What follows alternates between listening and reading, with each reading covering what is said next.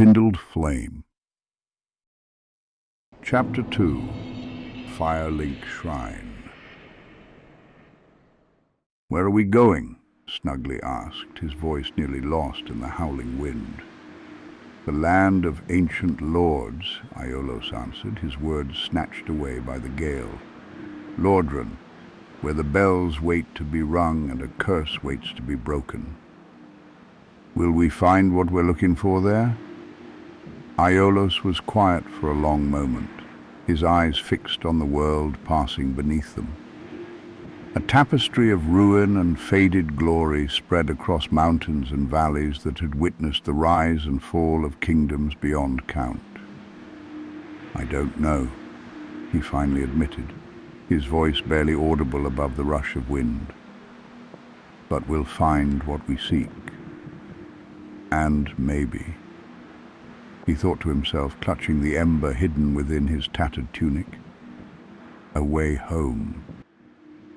The colossal raven's talons bit into Aiolos's flesh with crushing pressure as they soared beneath blood-tinged clouds that stretched across the sky like an infected wound.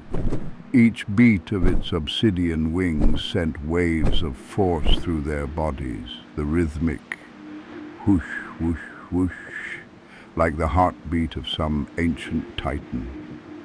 The sun hung above the vermilion overcast, a pale disk barely visible through the crimson haze, its light sickly and wan as though the heavens themselves were bleeding. Beneath them stretched a vast mountain range extending in all directions as far as the eye could see, endless peaks like broken teeth gnawing at the sky.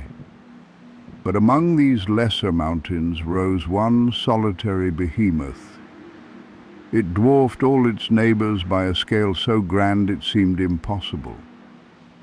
This titan among mountains stretched far up through the red sky above, its summit lost in roiling clouds, its flanks carved with the ambitions and failures of countless generations. Then the great bird began to flap its wings with violent intensity, each stroke powerful enough to send shock waves through the air. They started to ascend, climbing higher and higher into the blood-colored clouds. Around Aiolos and snugly, all they could see was a fog of deep crimson that gradually shifted to pink, then rose, then finally to pristine white as they broke through the upper layer of the cloud bank. As they crossed through the uppermost limit of the clouds, the vast sky stretched out before them in all its terrible majesty, endless azure dotted with wisps of white, and in the distance a single solitary peak that jutted out of the cloud sea like the finger of a drowning god reaching toward salvation. The giant bird turned in the direction of the peak with deliberate purpose. Aiolos pressed his palm against his chest, feeling the familiar warmth of the ember he had found in the asylum. The warmth spread through his fingers, a tiny defiance against the encroaching cold of this world. This ember was all that reminded him of his family and village back home, a flickering memory in the vast darkness that had seemingly claimed the life he once knew. His mother's smile, his father's rough hands teaching him to shape flame, the laughter of children playing in muddy streets, all reduced to this, a dying coal pressed against his heart. As they approached the lone peak, details began to emerge from the haze. Massive interconnecting walls sprawled across the mountainside like the calcified veins of some long-dead giant. The canopy of an enormous tree jutted from the side of the mountain itself, its branches spreading wide as though trying to embrace or strangle the stone below. The city sprawled like a diseased organism across the mountainside, its architecture a testament to ambition turned to ash. Ancient towers jutted from the earth like broken bones thrust through rotting flesh, their surfaces blackened by centuries of decay, fire, and the touch of things best left unnamed. This was no heavenly sight, no promised land of salvation. It was the corpse of a civilization, picked clean by time, madness, and the slow rot of a dying age.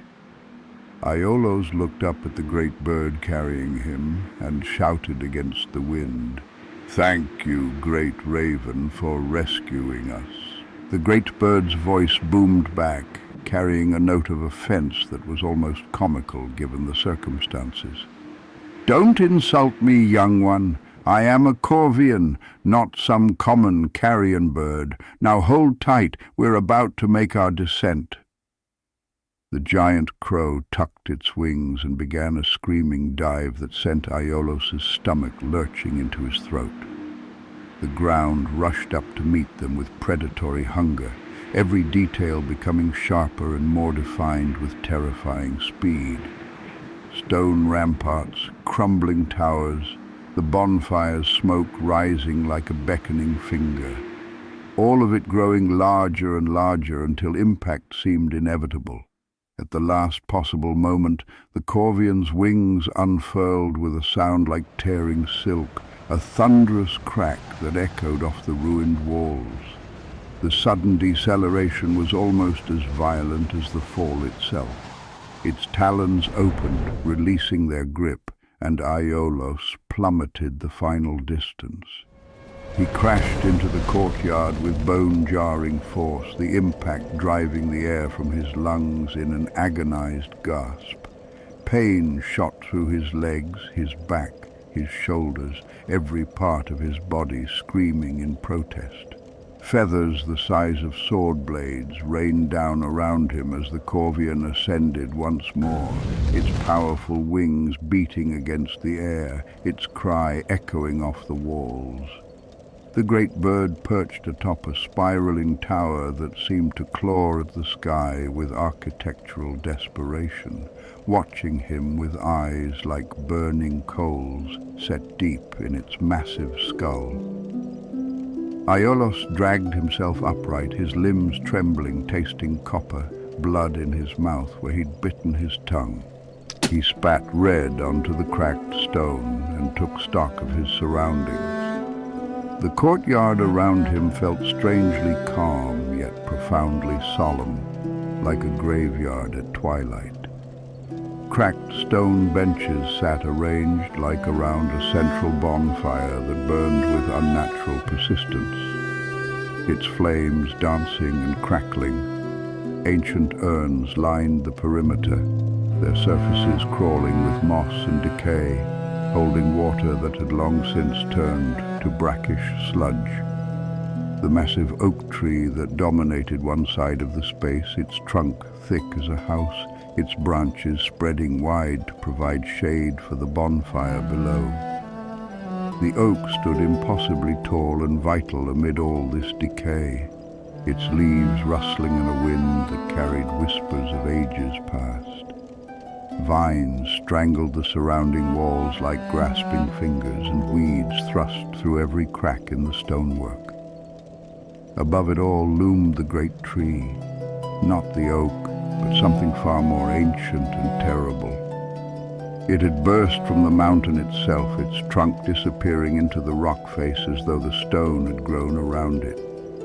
Its roots were visible in places, thick as roads, cracking foundation stones that had stood for millennia.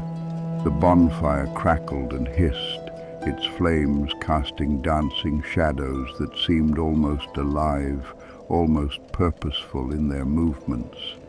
But it was not the fire that drew Aiolos' attention for long. It was the figure hunched in the shadows nearby. The man was a ruin of what he once had been, his chainmail hanging in tattered strips from a frame that had clearly once been proud and strong. His face was a map of suffering, etched deep with lines of defeat and hollowed by losses too numerous to count. Dark circles surrounded eyes that held the terrible clarity of one who had seen too much, endured too much, and finally broken beneath the weight of it all. Snugly flew over to the oak tree and perched on one of its lower branches, his head swiveling as he took in the vista. "Wow," he breathed, his young voice filled with wonder. "You can see so far from here." Aiolos looked over toward a set of broken stone windows set in what remained of the shrine's outer wall and started to walk in that direction, his boots crunching on gravel and broken masonry. When Aiolos neared the disheveled man, their gazes met. Aiolos felt something cold settle in his stomach. The warrior's eyes held not just suffering but a kind of knowing, the terrible awareness of one who had traveled this road before and found only despair at its end. "Another lamb for the slaughter," the crestfallen warrior rasped, his voice like stones grinding together in some deep, lightless place. "Tell me, was it the curse of the undead that brought you here? The pretty lie about salvation and purpose? Fool." Aiolos felt the man's gaze like ice water in his veins. There was something in those dead eyes that spoke of horrors beyond imagining, of hopes crushed beneath the grinding wheel of an indifferent cosmos that cared nothing for the suffering of those trapped in its mechanisms. "There is no salvation here," the warrior continued, his cracked lips twisting into something that might have been a smile in a gentler world. "Only the slow rot of eternity and bells that mock our suffering with the promise of change. 2 bells, they say. Ring them both and something wonderful happens." He laughed, a sound like breaking glass, sharp and dangerous. As if anything wonderful could exist in this charnel land of the gods. 2 bells, one above in the undead parish, one below in the plague-soaked depths of Blight Town. Ring them both, and the world might change, or it might simply find new and creative ways to torture those foolish enough to hope. "The church lies beyond the undead Burg," the warrior gestured with a hand that trembled like autumn leaves in a killing frost. "But the lift is broken, locked from above. You'll have to climb through ruins filled with hollows who were once men like you. Men who believed in purpose, in meaning, in the value of their struggles." His laughter turned to coughing, and specks of blood appeared on his lips, dark and viscous. "The other bell waits in the depths below the Burg, in that cesspit they call Blight Town. I'd die 1,000 deaths before setting foot in that plague-ridden hell again." The warrior's attention drifted away as he spoke those final words, his gaze focusing on some distant horror that only he could see, some memory that would not release him from its grip. Aiolos, only half absorbing what the broken man had said, stepped past him and approached one of the broken windows. He placed his hands on the crumbling stone sill and looked out toward the horizon, searching for anything familiar, any landmark that might guide him home. "I can't see any landmarks," Aiolos muttered, frustration creeping into his voice. "I need to find a better vantage point." He turned around and looked to his left, where he saw a doorway that led deeper into the ruined shrine. Without hesitation, he jogged through the archway and came to a small chamber with 3 doors. He chose the one on the left and ran through 2 more doorways before entering what must have once been the epicenter of the shrine's spiritual power. In the center of the room lay a pool of water, oddly clean and clear compared to the brackish filth everywhere else, as though some vestige of sanctity still clung to this place. At the opposite end stood a statue of a woman sitting upon a throne made of intertwined tree and stone, holding a baby in her lap with a tenderness that seemed obscene. its features cracked, showing just how ancient it was. In the corner to the right of the statue, a woman knelt beside a wounded man, her posture one of desperate care. The man glanced up as Aiolos entered and coughed, a wet, rattling sound. The woman looked back over her shoulder at the newcomers, and her face was a study in contradictions. She glared with fierce protectiveness, but as she did, a single tear ran down her cheek, cutting a clean path through the grime on her face. Then she turned back to the injured man without a word. Aiolos walked down the stairs into the pool. The water was cold against his legs, but not unpleasantly so. Almost refreshing after the Corvians' crushing grip and the hard landing. To his left was another door, clearly leading out to the cliffside based on the harsh wind that whistled through its frame.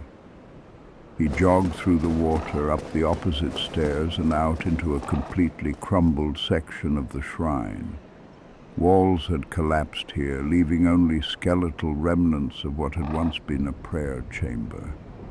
He stepped carefully over to a small broken ledge and peered down. Below he saw a twisted, gnarled tree jutting out from between the walls, its roots clinging to stone with desperate tenacity. Then he looked out at the interconnecting walls that were now fully visible from this height. He could see towns nestled in the spaces between each massive wall, entire communities built in the shadows of these ancient fortifications. That's a weird way to separate your villages, he thought aloud. I wonder why they built it this way. He looked out toward the distant horizon and sighed. I still can't see anything familiar. No landmarks I recognize. Behind him he heard the giant bird shuffling on its perch, talons scraping against stone. Then the voice of the Corvian boomed out, "What is it you seek, young one?" Aiolos turned and looked up at the massive creature. "I want to go home." Home? The Corvian's head tilted, a gesture almost comically bird-like despite the creature's size. Yes, the Great Swamp. The Great Swamp. The Corvian was quiet for a moment, seeming to search its vast memory. "Ah, yes, I've heard of this place. A vast forest that borders a mountain range to its northeast. It's just far. Too far for me to travel at this time, I'm afraid. My apologies." Aiolos felt his heart sink. "I lack the skill to climb down this mountain peak, let alone find my way through the mountain range below." "Well," the Corvian said thoughtfully, "if you cannot wait until I'm able to take you, and waiting for my children to hatch will take time, then I believe there is only one way for you to make your way to the Great Swamp." "Really?" Hope surged in Aiolos' chest. "There's actually a way?" "Yes, but..." The Corvian paused, and Aiolos could swear he saw something like pity in those burning eyes. "You are too weak to acquire what you need. What you seek is an item of the gods themselves, a vessel that can carry you vast distances in a short length of time. Do you see that giant wall over there?" The Corvian extended one massive wing, pointing to Aiolos' right. He turned and looked to see a wall so massive it seemed less like architecture and more like a natural feature of the mountain itself. "Beyond that wall lies the old Burg, and beyond that, high above, at the very peak of this mountain, sits the city of the gods themselves, Anor Londo."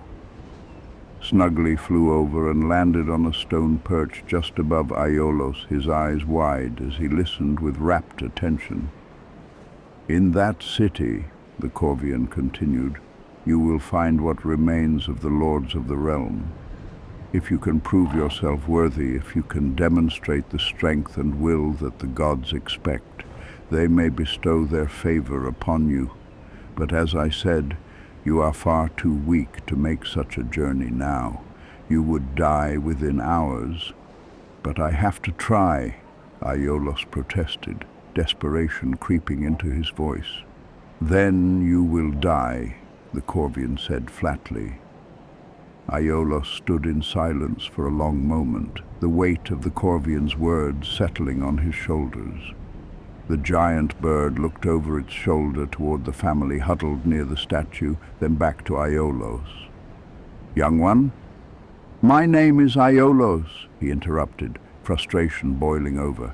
"And I'm 19 years old, a man grown, not some child." "Ha ha ha ha ha." The Corvian's laughter boomed across the courtyard, genuinely amused. "I've lived in these lands for more than 1,000 years, boy. To me, you are young indeed. Ha ha ha ha ha. Now, did you notice that pair near the statue in the shrine?" "Yes," Aiolos said, his anger cooling to resignation. "I believe that if you were to aid them bear their burden, it may help you on your journey. At worst, you will be stronger for the ordeal, and in this land, strength is the only currency that matters." Aiolos turned and looked out toward the horizon, his eyes drawn down toward the gnarled tree and the graveyard that surrounded it. Weathered headstones jutted from the earth like broken promises, marking the resting places of those who had fallen before the curse truly took hold. "I must return home," he whispered to himself. "I will not end up like them, forgotten, unmourned, my bones scattered across some cursed land." Snugly hopped closer along his perch. "The stories my parents told me were true. Why don't we at least see if we can help those people? It couldn't hurt, right?" Again the Corvian laughed, the sound echoing off stone. "Ha ha ha, it very well may kill you, little one. But you are undead now. Dying should not be your greatest concern. Going hollow should be." Aiolos thought for a moment, weighing his options. Finally he nodded. "I agree. Let's help them. That's the spirit."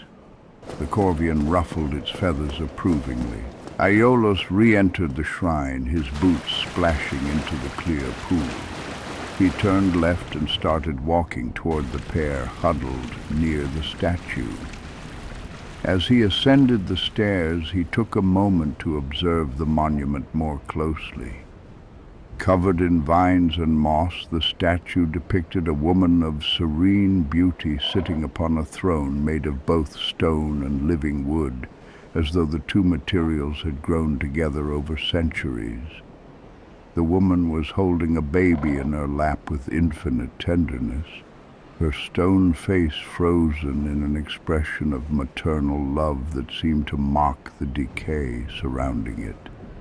Aiolos looked down at the pair. The young woman had risen and walked toward him, and with an angry, defensive look on her face, she demanded, "What do you want?" Without hesitation, Aiolos immediately replied, "To help." Cough, cough. The young woman's expression shifted instantly from hostility to panic. She turned and ran back to the wounded man. "Brother, you need to rest." Aiolos could now see them more clearly. The pair wore tattered rags that barely covered their gaunt forms, their bodies showing the telltale signs of malnutrition and prolonged suffering. The young woman knelt next to an older man who sat with his back against the wall, an arrowhead protruding from the left side of his chest near his shoulder. The arrow had entered through his back, piercing the thick muscles. The latissimus dorsi traveled through the soft tissue of the axilla and exited through the front, tearing through the edge of the pectoral. Aiolos could see both the arrowhead and the shaft sticking out of the man's chest, blood seeping steadily from the wound. The man's hand gripped the arrow shaft, trembling with pain. The young woman looked over at Aiolos, then noticed snugly as the small hawk landed on his shoulder. She looked from the bird back to Aiolos, her expression shifting to something between hope and desperation. "Can you help us?" she asked, her voice breaking. "Yes," Aiolos responded without hesitation. He walked over as snugly hopped down to the ground. The woman stood and stepped to the side. Aiolos knelt beside the wounded man and assessed the situation. "I'm going to need to lean you forward," he said gently. The man nodded and groaned as he attempted to comply. Aiolos placed his hand on the man's right shoulder, opposite the wound, to support him as he leaned forward. He examined the man's back and thought to himself, "This looks just like when Ignacio got injured hunting. The arrow went straight through, so if I snap the shaft, I can pull out the rest cleanly." "All right," Aiolos said aloud. "This is gonna hurt, but I'm gonna get the arrow out." The man nodded again, his jaw clenched. Aiolos gently grasped the arrow shaft protruding from the man's back. On 3. 1. To spare him anticipation of the pain, Aiolos snapped the arrow shaft while holding the man's shoulder firmly in place. The man jerked and gasped, but Aiolos's grip kept him from injuring himself further. "Good. Now lean back a little and brace yourself." Aiolos moved around to the front, grasped the arrowhead, and making certain to pull in the same direction it had entered. He removed the other half of the arrow shaft in one smooth motion. He tossed both pieces away and immediately tore a strip about the length of his arm from the bottom of his already ruined tunic. "Now," Aiolos said, looking over at the young woman, "help me gently raise his arms." Together they lifted the wounded man's arms while Aiolos took the makeshift bandage and tied it underneath the man's armpits, wrapping it around his back and chest to cover both the entrance and exit wounds. It wasn't perfect, but it would slow the bleeding. Finally, Aiolos pulled the emerald flask from his hip, the Estus flask the dying knight had given him. "Do you have the curse?" he asked. Cough, cough. "Yes," the man wheezed. "Then drink this. It's Estus. You'll feel better." Aiolos tilted the man's head back gently and poured the glowing liquid into his mouth. The man swallowed, and immediately a look of rejuvenation and profound surprise washed over his features. "I feel like my wounds have closed. Like I've had a full night's sleep," he said in wonder, touching his chest where the arrow wound was already beginning to heal. "The effects of Estus will rapidly heal the wounds of those branded with the curse," Aiolos explained. "It doesn't fix everything, but you should be much better within a day." The young woman ran over and embraced the man, tears streaming down her face. Aiolos stood and stepped back to give them space. "Whoa, whoa. Easy now," the man said, though he was smiling as he returned the embrace. "Brother," the woman said through her tears, joy breaking through her voice. After a moment, the man gently pushed his sister back and looked up at Aiolos. "Where are my manners? I am Bram, and I thank you for saving my life. This is my sister." "I am Breda," the young woman said, wiping her eyes and offering Aiolos a tremulous smile. "I am Aiolos," he replied with a slight bow of his head. "And I'm Snuggly," the small hawk chirped, fluttering back up to Aiolos's shoulder. "How did you get shot with an arrow?" Aiolos asked.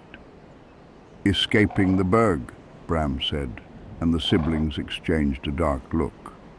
Seeing Aiolos's confused expression, Bram gestured to a relatively dry spot nearby. "You looked out over the cliff edge earlier, yes?" You may have noticed the interconnecting walls surrounding different towns. Those towns are called burgs. The Burg has been overrun with hollows. The upper reaches of Bellinor have been forsaken for decades now.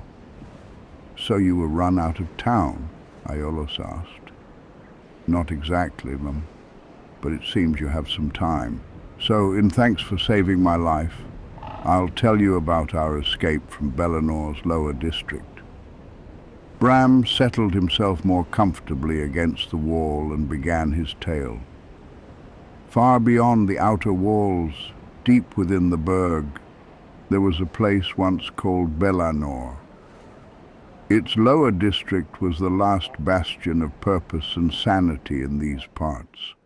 Throughout the entirety of the Burg, the curse has infected all like a plague spreading through a body. Over time, those afflicted gave up in one way or another. They went hollow or simply stopped fighting. The lower district of Bellinor held the last of the sane humans. The old man trailed off for a moment, his eyes distant. Or at least it did until a few days ago. It happened in the late afternoon, about 3 days past now. The sun was just setting when I was returning from the market. My sister was home preparing vegetables for dinner. Just as I stepped through our door and greeted her, we heard a scream. Bram's hands clenched into fists as he continued. I stepped back outside to see what the commotion was about. Breda followed me to the doorway. To my right there was chaos. People running, shouting. A man came running at me in a panic and bumped my shoulder hard as he ran past. I watched him cross the bridge, then turned to see what he was running from. He swallowed hard. It was a man in a red hood with eyes like embers. They attacked me, left a deep gash across my chest. My blood fell upon our doorstep. I drew my blade. Just a broken sword, but it was all I had. I dispatched the attacker. Then I looked down toward the marketplace, and it was pandemonium. People running in every direction, fighting more hooded figures. Rabid dogs were attacking anyone they could reach. I grabbed my sister by the hand, slammed our door behind us, and we ran past the old shrine, past the well. As we reached the square, another hooded figure jumped out to attack us. I shoved Breda toward the stairs and turned to fight. During the struggle, I managed to kick the man in the chest, sending him flying back onto a nearby cart. Bram's voice dropped to almost a whisper. Then something from deeper in the Burg roared, something far from human, but no beast I've ever heard. The sound of it. Horror written across his face. I took that moment to turn and run. Breda was waiting for me at the bottom of the stairs. I grabbed her hand and we ran up those steps as fast as our legs would carry us. As we were about to escape that grisly scene, I turned to my right and saw them in the distance, a pair of red slits in the darkness, eyes of evil, watching. We kept running up the stairs until we reached the top. There was a barred gate standing open with the key still in the lock.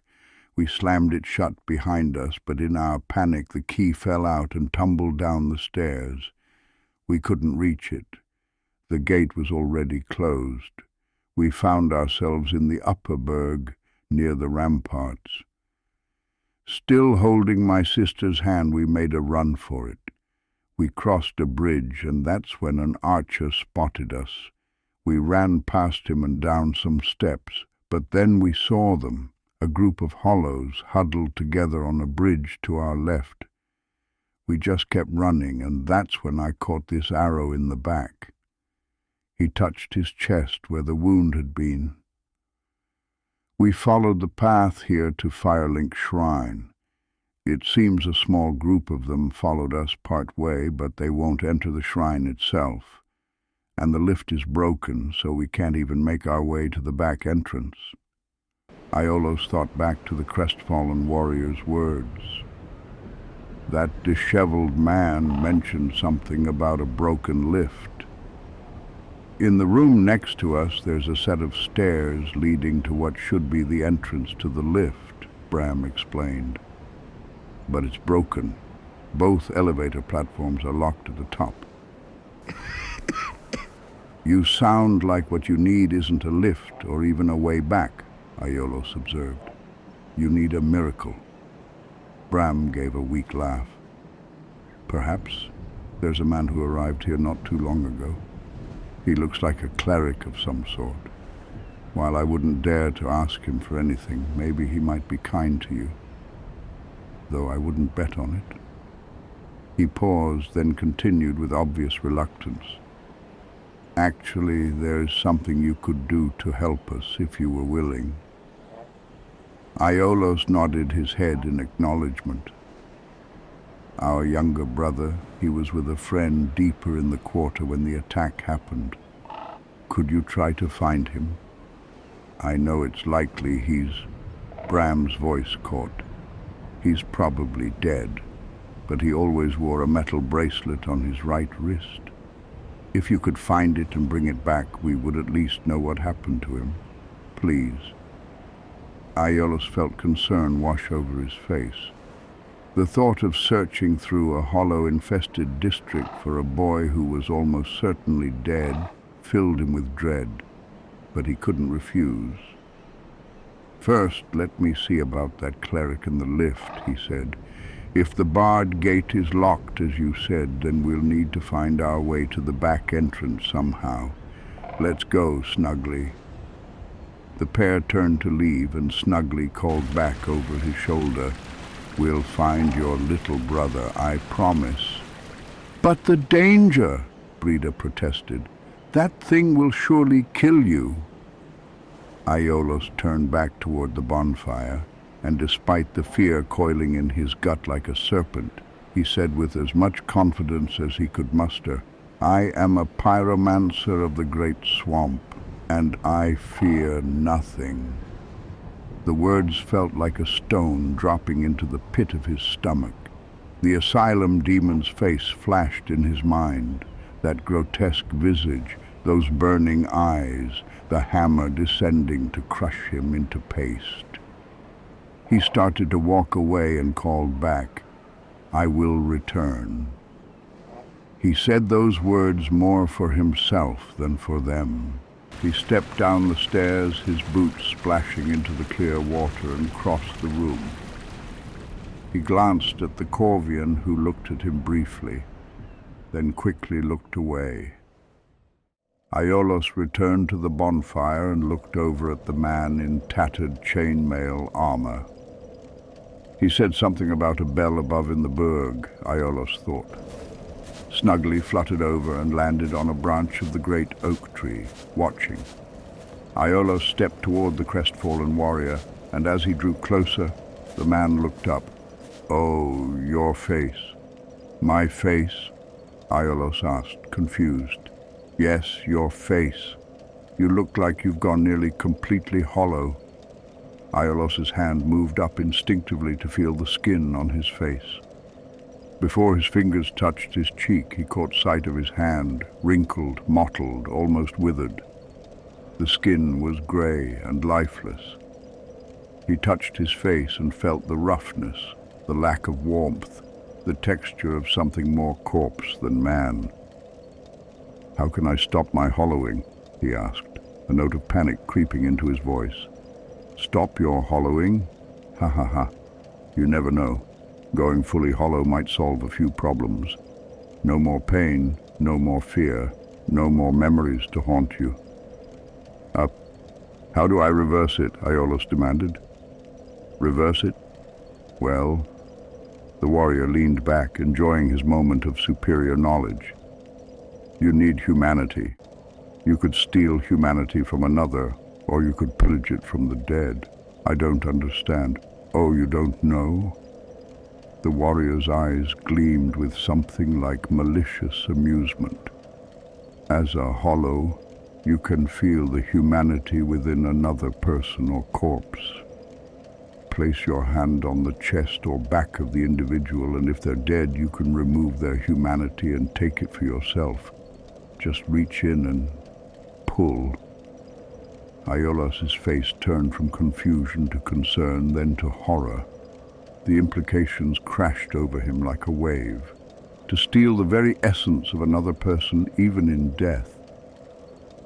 "Well, you do as you please," the crestfallen warrior said with a dismissive wave. "It's all the same in the end." "Thank you," Aiolos said quietly. "But I wanted to ask you about the bells. You said something about 2 bells. "Oh, that's all we need. Another inquisitive soul asking about destiny and prophecy." The warrior sighed deeply. "Well, listen carefully. Up above in the undead parish, there is a bell. But the lift is broken, and the only path is through the undead Burg. The second bell is down below, beneath the plague-infested Blight Town." "Could you tell me anything else about this shrine? Do I look like I'm in the mood for conversation?" the warrior snapped. Then he sighed again, his anger deflating into weary resignation. "Whew. If you pray at the bonfire, you can turn your souls into strength. Kneel before the flame and pray for what you wish to become stronger in, and your collected souls will make it so. This is only possible because of the Firekeeper bound to this place." He gestured vaguely toward the shrine. "There's also a cleric somewhere deeper in these ruins. If you're in search of miracles, which you most definitely need, seek out the cleric. Now go, leave me be." As the crestfallen warrior finished his statement, his face took on a shade of anger, and his hand drifted to the hilt of his blade in unmistakable threat. "Thank you," Aiolos said quickly. "I'll go now." Aiolos returned to the bonfire, his thoughts dwelling on the possibility of gaining strength through prayer to the flame. He reached into his pocket and felt the souls he had collected along his journey through the asylum. That strange, writhing essence of the defeated. He held them firmly in his palm, feeling them squirm like living things. He knelt beside the bonfire, the heat washing over him, and held the souls up toward the flames. "Oh, flame," he prayed, his voice barely above a whisper, "please grant me the vitality and endurance to overcome these trials ahead." The white flame-like essence of the souls in his hand began to swirl, then exploded into motes of light that danced like fireflies.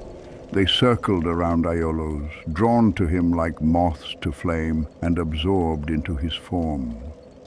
He could feel a rush of strength flow through him, his muscles growing denser, his bones feeling somehow more solid, his entire being reinforced from within. "It really works," he exclaimed, standing and looking down at his hands in wonder. He looked to his right at the crestfallen warrior. The man smirked but said nothing. Aiolos looked back down at the fire, then glanced to his left and saw a well. A corpse lay slumped against that well, its body preserved by the dry air and cold. Something inside Aiolos stirred, an instinct, a sense he'd never had before. He could feel it, the humanity still clinging to that dead flesh. He stepped toward the corpse, his heart pounding. Standing over the body, he thought to himself, if he was right about the bonfire, maybe he's right about this too. He looked at his right hand, took a deep breath, and placed it on the corpse's chest. He could feel something there, viscous, thick, clinging to the dead man's essence like oil.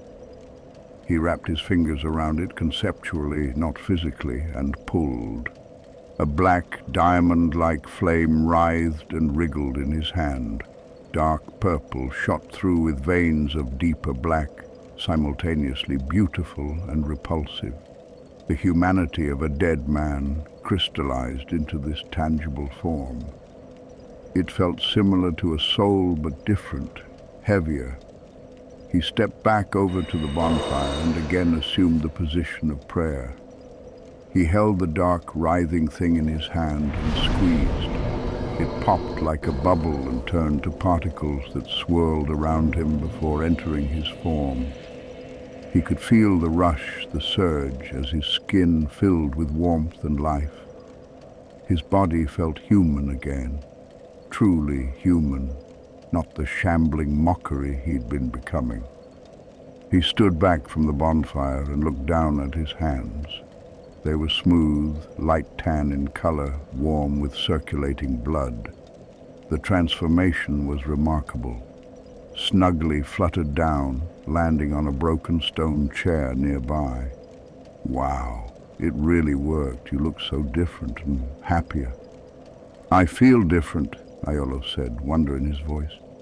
I can feel the breeze, smell the burning fire, taste the air. He took a deep breath and let it out slowly. I feel alive. He looked down at his right hand and attempted to summon flame, to call upon the pyromancy that had once come so naturally to him. He concentrated, reaching for that inner fire that his father had taught him to kindle. Nothing. After a few moments of fruitless effort, he balled his hand into a fist and looked up toward the distant wall. Maybe I really do need a miracle, he muttered. The crestfallen warrior's laughter echoed across the courtyard, sharp and mocking. A blessing from the goddess Guinevere, the warrior explained, though his voice carried no reverence, only bitter irony. Maintained by her fire keepers, the girl beneath the bonfire, she's bound to this place, cursed to tend a flame that will never die and never bring warmth to her heart. They probably cut out her tongue to keep her from screaming her despair to the heavens. Mortified but feeling a need to thank the firekeeper for the Estus flask and its miraculous properties, Aiolos descended the stairs beside the warrior. He followed a path that wrapped around the base of the shrine, the ruins here older and more organic, as if the stone itself had begun to decay into something else. Behind a set of iron bars, he could make out a small figure huddled in the darkness, barely visible in the gloom. The firekeeper was barely recognizable as human. Her form was wrapped in tattered robes that had once signified high station, and her face was hidden in perpetual shadow. When Aiolos approached the bars, she recoiled like a beaten animal, raising her arms to ward off some expected blow. "I won't hurt you," Aiolos said as softly as he could, raising his empty hands. "I just wanted to thank you for this miracle." She nodded once, quickly, then gestured frantically for him to leave with movements that spoke of absolute terror. This was no blessed maiden serving the gods with joy in her heart. This was a broken thing, crushed beneath the weight of divine purpose and abandoned to suffer in silence for eternity. As Aiolos climbed back to the courtyard, he felt the weight of the firekeeper's misery settling on his shoulders like a heavy cloak. In this place, even miracles came at the cost of someone's soul. He turned back toward the stairs leading up into the shrine proper, snugly hopped along beside him and asked, "Where are you going?" "To speak with the cleric. Maybe he'll be willing to help with the lift, or at least tell us something useful." Stepping through a crumbling archway, Aiolos found himself in what had once been a grand hall. The corridor opened into another chamber, this one bearing the skeletal remains of what had once been a chapel. Large vases lined the back wall, and fragments of stained glass windows depicted scenes of glory that now seemed obscene in their optimism. Knights in shining armor, maidens offering blessings, the sun rising over pristine kingdoms. All lies, if this place was any indication. A figure sat at the far end of the chapel, and as Aiolos approached, the man rose. He was large, his plate armor gleaming despite the pervasive decay around them, polished to a mirror sheen with obvious care. His face was stern, but not unkind, marked by the rigid certainty of one who desperately clung to nobility despite humble birth. In his hands he held a spiked mace, a brutal weapon at odds with his religious trappings. Aiolos stepped closer and was about to speak when the man cut him off. "I am Petrus of Thorolund," the man intoned, his voice carrying the weight of unwavering faith, or at least the desire to project such faith. "If you have business with us, speak. If not, I would prefer to maintain our distance. Nothing personal, you understand, but in this place, trust is a luxury few can afford." There was something almost pitiful about the man's formality, his desperate clinging to the rituals and courtesies of a world that had long since crumbled to ash and been scattered by uncaring winds. Aiolos could see the cracks in his certainty, tiny fissures where doubt had begun to seep in like poison through stone. "I am Aiolos of the Great Swamp," he replied, matching the man's formality out of something resembling respect. "I mean no harm." Aiolos glanced down at the spiked mace, then back at Petrus's stern face. Aiolos looked to a staircase to his right. He thought to himself, the lift must be up there, but not wanting to upset this man further or provoke him to violence, Aiolos said carefully, "I will leave you to your prayers." He turned and left through the doorway he'd entered, feeling Petrus's eyes on his back the entire way. Aiolos turned left and stepped through the next broken archway, following a path that led to a long hallway. At the end of the hall was a room where rocks had collapsed inward, burying most of the space beneath rubble. In the corner of the room, hunched over and long dead, was a corpse. Between its skeletal legs sat a brown ceramic ball. Aiolos reached down and picked it up carefully. Firebombs snugly. "What are those?" the young hawk asked, tilting his head. "These are urns made of clay and reeds." Aiolos popped open the top to show him. "Inside is black powder and a string fuse. You light it, throw it, and it explodes. They're great for making fire when you can't summon flame yourself." They turned around and returned to the bonfire. In the broken room just before the courtyard stood the great oak tree, and next to it stood Breda, the young woman they'd helped earlier. She saw Aiolos and Snugly as they stepped out of the archway and immediately ran over. "Hey, you said you were going to try and save the others, yes? Well, do you see up there?" She pointed toward a large bridge that spanned the valley far above them. Aiolos and Snugly stepped over to the tree and looked in that direction. "Do you see the closer bridge? You'll have to follow that path to reach the Burg. The best way is through a barred gate just outside the aqueduct, although it might be locked. If it is, do you see that bridge higher up, further in the distance?" "Yes," Aiolos confirmed. "The back way into the lower Burg is on that bridge. Be careful. I think we were followed from the Burg, and those things might still be lurking nearby." Aiolos looked at the woman and nodded. "Thank you. I'll remember your advice." They returned to the bonfire. Aiolos looked up toward the bridges Breda had indicated, then checked the Estus flask at his hip. It was full again, magically replenished by the bonfire's power. He drew his axe and his shield, feeling their weight. "All right," he said, as much to himself as to Snugly. "Time to embark on our journey." The staircase leading to the aqueduct stretched upward like a stone serpent winding toward some ancient doom. Each step carried Aiolos further from the dubious safety of the shrine and deeper into the heart of a world gone mad with decay and the slow death of meaning. The walls around him were scarred with claw marks and dark stains that could have been blood or rust or worse things that had no name. The very stone seemed to weep with the accumulated suffering of centuries.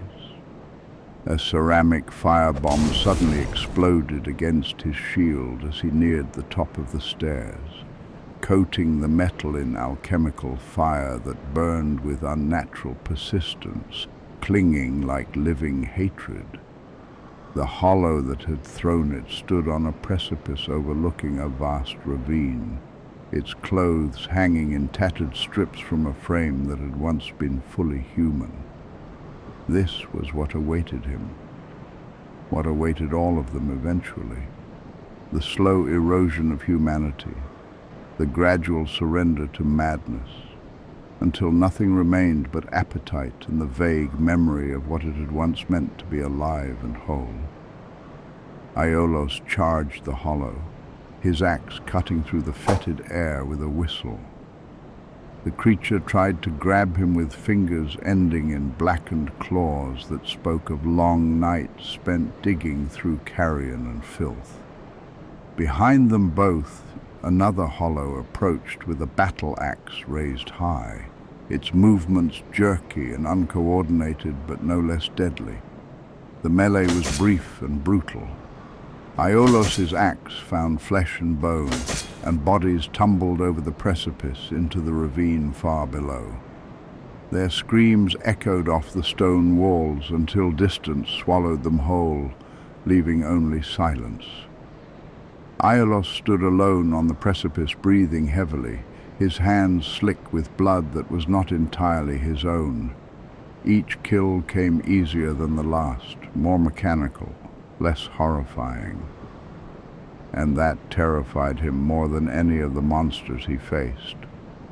Another hollow attacked from above, hurling itself at him with mindless aggression. Aiolos responded with a firebomb, watching with grim satisfaction as the creature danced in flames before plummeting to its death, its screams cut short by impact. At the edge of the precipice, a corpse lay in a spreading pool of its own congealed blood, the liquid thick and dark like tar. Aiolos and Snuggly stepped into the aqueduct proper. The man-made river that carried them deeper into the Burg was a testament to the engineering ambitions of a civilization now reduced to corpses and madness. Moss and vines covered the walls like a green shroud, choking out what little light penetrated this far. The water itself carried the taste of centuries-old decay, metallic and bitter, wrong in some fundamental way. Iron bars blocked certain passages, their metal twisted into shapes that suggested desperate, futile attempts at escape by those long since dead or hollow. The corridor stretched ahead into darkness so complete it seemed almost solid, as though the shadows themselves had congealed into something tangible. Aiolos waded through the cold water, his boots squelching in mud that might have been silt or might have been something far worse. The sound of his passage echoed off the walls like the breathing of some vast, sleeping beast. An archway to his left offered escape from the aqueduct's oppressive confines. Beyond it lay stairs leading up to what appeared to be ramparts. Aiolos and Snuggly looked up the stairs, both feeling a profound sense of foreboding settle over them like a burial shroud. "Are you scared?" Snuggly asked quietly. "No." Aiolos swallowed hard and started to ascend the stairs, his knuckles white on the handle of his axe. But they both knew he was lying.